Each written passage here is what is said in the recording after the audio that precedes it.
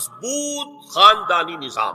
یہ خاندانی نظام شروع ہوتا ہے ایک مرد اور ایک عورت کے درمیان ازدواج سے، اور وہاں نکاح ہوتا تھا. ان دونوں کے درمیان جتنی محبت ہوگی، جتنا قرب ہوگا، جتنا باہمی اعتماد ہوگا، اتنا ہی خاندان مضبوط ہوگا. اس لیے کہ یہ فرسٹ ڈائمنشن ہے خاندان کی، شوہر اور بیوی. اب شوہر اور بیوی کو اللہ نے اولاد دے دی. Second dimension has been added now.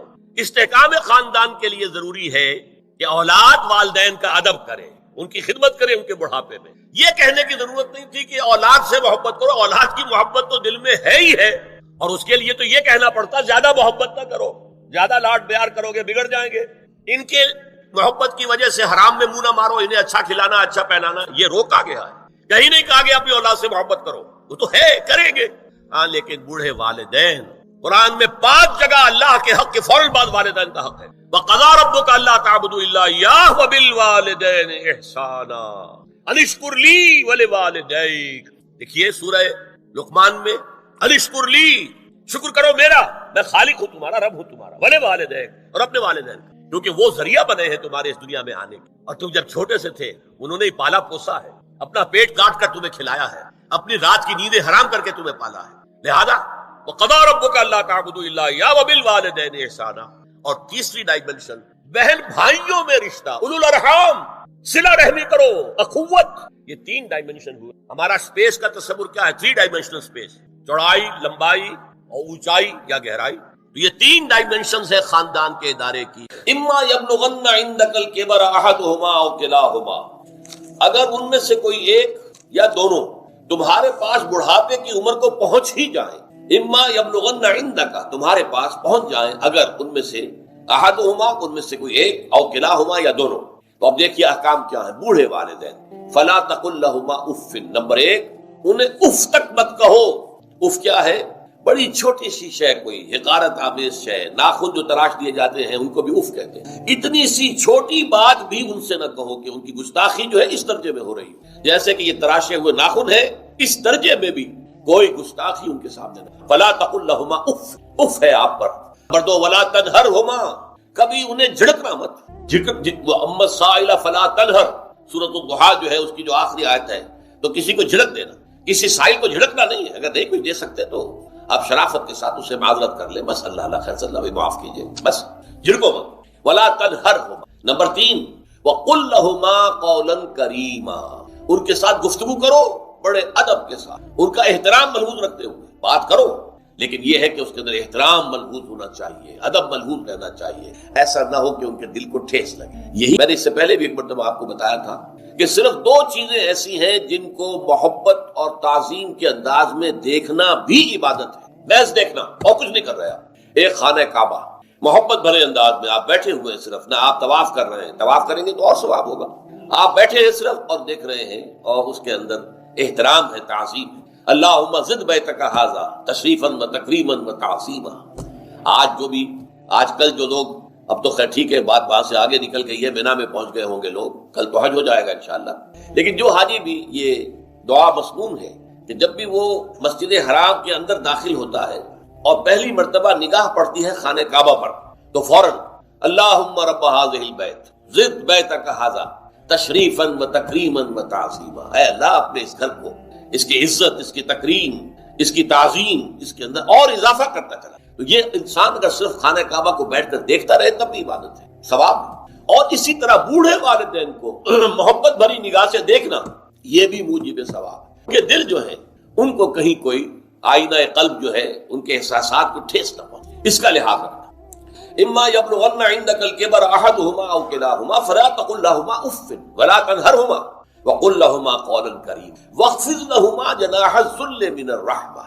اور ان دونوں کے سامنے اپنے کندھوں کو شفقت کے ساتھ، ادب کے ساتھ جھکا کر رکھو. یہ جو ابھی میں نے چند الفاظ کہے تھے کہ سینہ تان کر بات کرنا، یہ ایک انداز ہوتا ہے بات کرنے کا. ایک یہ ہے کہ آپ بات کر رہے ہیں والدین سے، والدہ سے، والد سے، لیکن جھکے ہوئے، کندھے جھکائے ہوئے. ابھی 2 ہی باتیں ہیں، یا والدین کے سامنے کندھے جھکانے ہیں، یا پھر حضور سے کہا گیا ہے اے نبی آپ اہل ایمان کے لیے بخفض جناحک للمؤمنین، یہ مومن جو ایمان لائے ہیں ہمارے نیک بندے ہم پر، چاہے وہ غریب ہیں، فقیر ہیں، چاہے وہ غلام ہیں، مسکین ہیں، آپ اپنے کندھے ان کے سامنے جھکائیے. یہ بہت بڑی بات ہے جو کہی گئی ہے محمد رسول اللہ صلی اللہ علیہ وسلم.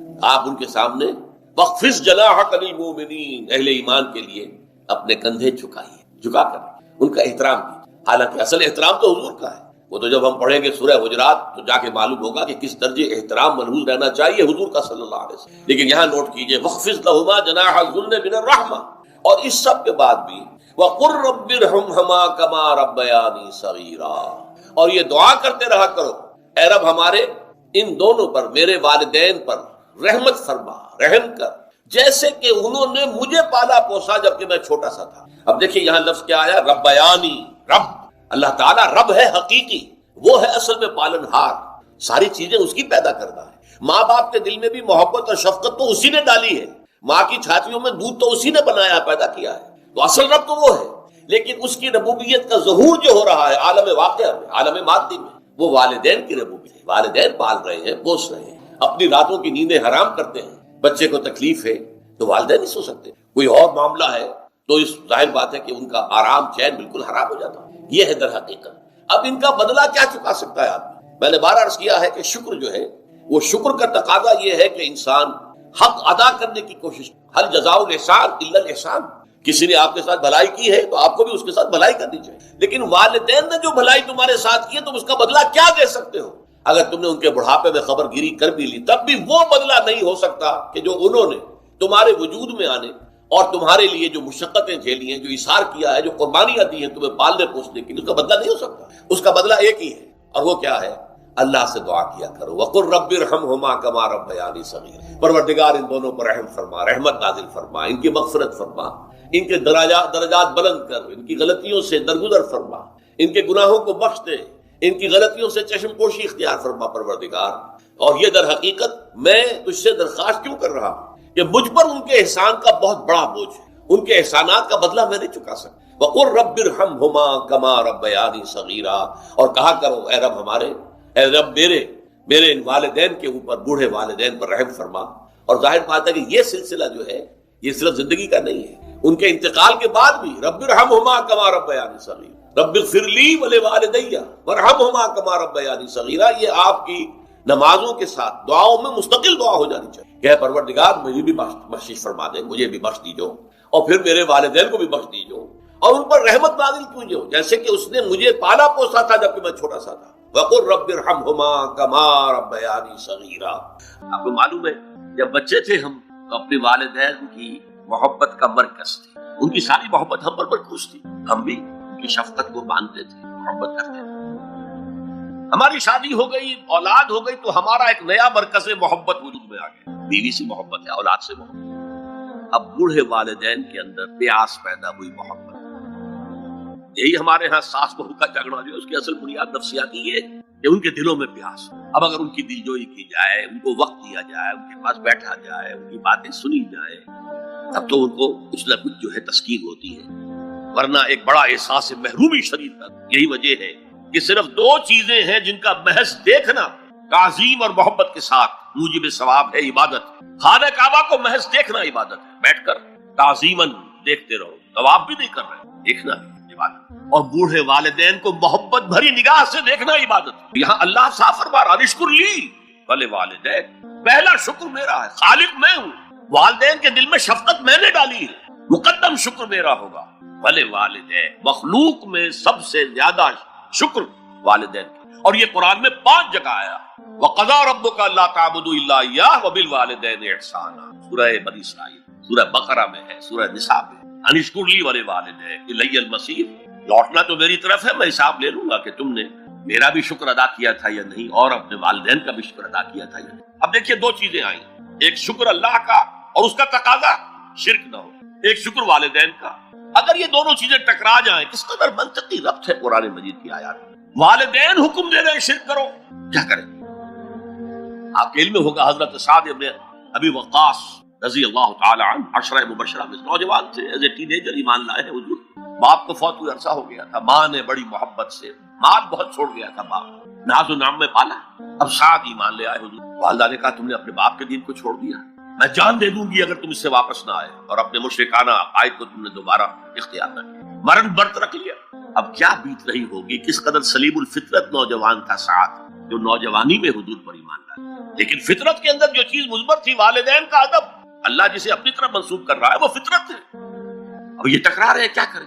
آیت نازل ہوئی، اور یہ آیت سورہ عنکبوت میں بھی ہے، جیسا کہ میں نے بیان کیا کہ نہیں، یہاں اگر وہ تمہیں مجبور کریں، جاہدا کا لفظ بھی یہاں پہ نوٹ کیجئے، اگر تم سے جہاد کریں، یہ جہاد صرف مسلمان نہیں کرتا، جہاد تو کافر بھی کرتا ہے، مشرک بھی کرتا ہے، لیکن جہاد ہے، مجبور کر رہے ہیں، پریس کر رہے ہیں کہ اپنے آبائی دین میں واپس آ جائے۔ مصعب بن عمیر کو برہنہ مادرزاد کر کے چچا نے نکال دیا، نہایت ناز و نام میں پلا ہوا ایک نوجوان۔ نہرو جی کے بارے میں کہا جاتا ہے ان کے کپڑے پیرس سے سل کر آتے تھے، ان کا 200 درہم کا جوڑا شام سے تیار ہو کر آتا تھا، باپ اتنی دولت چھوڑ گئے، اور جہاں سے مصعب گزر جاتا تھا خوشبو اتنی رچی بسی ہوتی تھی ان کے لباس میں کہ پوری گلی، پورا بازار مہک جا رہا ہے، لوگ ہاں مصعب جا رہا۔ جب ایمان لے آئے، چچا نے کہا دیکھو یہ ساری دولت تمہارے مشرک باپ کی، اب نکل جاؤ گھر سے، تمہارا کوئی حق نہیں ہے۔ اٹھ کر چلنے لگے، کہا یہ کپڑے جو تمہارے جسم پر ہیں وہ بھی اسی مشرک باپ کے، اتار دو۔ مادرزاد برہنہ ہو کر ماں کے پاس آئے، انہوں نے آنکھوں پر ہاتھ رکھے، مصعب کیا ہوا ہے؟ کہا ماں میں موحد ہوں، یہ ہے توحید۔ موحد اپنے آپ کو سمجھنا کچھ اور ہے، زندہ قوت تھی زمانے میں یہ توحید کبھی، اور اب کیا ہے؟ فقط ایک مسئلہ علم کلام۔ وَإِن جَاهَدَاكَ عَلَىٰ أَن تُشْرِكَ بِي مَا لَيْسَ لَكَ بِهِ عِلْمٌ فَلَا تُطِعْهُمَا۔ اچھا، یہ دو انداز آتے ہیں شرک کے بارے میں۔ مَا لَيْسَ لَكَ بِهِ عِلْم، تمہارے پاس کوئی علم نہیں ہے ان ہستیوں کے بارے میں جن کے بارے میں کہا جاتا ہے کہ وہ خدا کی شریک ہے۔ عقل جو ہے، یہ عقل انسانی تسلیم نہیں کرتی، ایک ہی ارادہ ہے، ایک ہی اسکیم ہے، ایک ہی حکمت ہے، ایک ہی پلان ہے جو پوری کائنات کو اپنے احاطے میں لیے ہوئے۔ یا کہا جاتا ہے ما لم ينزل به سلطانا، کسی ایسی ہستی کو شریک نہ کرو جس کے لیے اللہ نے کوئی سند نہیں اتاری۔ اللہ اگر کہتا میرے ساتھ یہ بھی شریک ہے تو ٹھیک ہے، ہم اللہ کو سجدہ کرتے ہیں، اس کو بھی کر دیتے ہیں، جیسے کہ حضور سے کہلوایا گیا ان کان للرحمن ولد فانا اول العابدین، اگر رحمان کا کوئی بیٹا ہوتا سب سے پہلے میں عبادت کرتا ہوں۔ کوئی نہیں ہے، نہ بیٹا ہے نہ بیٹی ہے۔ قل هو اللہ احد اللہ الصمد لم یلد ولم یولد ولم یکن له کفوا احد۔ تو فرمایا وَإِن جَاهَدَاكَ عَلَىٰ أَن تُشْرِكَ بِي مَا لَيْسَ لَكَ بِهِ عِلْمٌ فَلَا تُطِعْهُمَا، لیکن یہی توازن دیکھیے، یہ صرف اللہ کے کلام میں ہو سکتا ہے، یہ نہیں کہ پھر ان کو دفاع کرو، ان سے کوئی تعلق نہ رکھو، نہیں۔ صاحبهما فی الدنیا معروف، ان کا کہنا تو مت مانو اس معاملے میں، اللہ کا حق احق ہے، بالا تر ہے، لیکن ان کے ساتھ دنیا میں رہو معروف سے، ان کے حقوق ادا کرو، چاہے مشرک ہے والدین، چاہے کافر ہے والدین، ان کی خدمت تمہارے ذمے ہے، ان کی ضروریات پورا کرنا تمہارے ذمے ہے اپنے مقدرت کے مطابق۔ صاحبہما فی الدنیا معروفا، اور واتبع سبیل من اناب الی، پیروی والدین کی ضروری نہیں ہے، اطاعت والدین کی لازمی نہیں ہے۔ لا طاعت لمخلوق فی معصیت الخالق، کسی مخلوق کی اطاعت نہیں کی جا سکتی اگر اس سے خالق کی معصیت لازم آ رہی، تو والدین کے لیے بھی ہے، اطاعت مطلق نہیں ہے، پیروی ان کی ضروری نہیں ہے، پیروی اس کی کرو جس نے اپنا رخ میری طرف کر لیا۔ ابھی اللہ کا کلام چل رہا ہے، درمیان میں جو آیا اتباع اس کی، دیکھو کون ہے جس نے اپنا رخ میری طرف کر لیا ہے، پیروی اس کی کرو، والدین کی نہیں۔ اسی لیے سورہ بقرہ کے 30 رکوع کی پہلی آیت جہاں حضور کی دعوت کا بیان ہے، وہ کیا ہے؟ یا ایھا الناس اعبدوا ربکم الذی خلقکم والذین من قبلکم لعلکم تتقون، اے لوگو عبادت کرو، بندگی اختیار کرو، پرستش کرو اپنے اس رب کی جس نے تمہیں پیدا کیا، تم سے پہلوں کو بھی پیدا کیا۔ تمہارے آباء و اجداد بھی تو اسی کی مخلوق تھے، جیسے تم سے خطا ہو سکتی ہے ان سے بھی ہو سکتی تھی، لہذا یہ دلیل نہیں۔ وہ کہتے تھے ما وجدنا علیہ آباءنا، ہم تو اسی کی پیروی کریں گا جس میں ہم نے اپنے آباء و اجداد کو پایا ہے، تو آباء و اجداد کی پیروی ضروری۔ واتبع سبیل من اناب الی ثم الی مرجعکم، پھر میری ہی طرف تم سب کو لوٹنا ہے، فانبئکم بما کنتم تعملون، پھر میں گنتی کر کر کے نبا، تنبیہ، پوری طرح بتا دینا، آگاہ کر دینا۔ ایک تنبیہ ہے، وارن کرنا، ایک تنبیہ ہے، یہ ہے خبر دے دینا پوری طریقے سے، وضاحت کے ساتھ، نبا سے ہے۔ وَأُنَبِّئُكُم بِمَا كُنتُمْ تَعْمَلُونَ، جو کچھ قیامت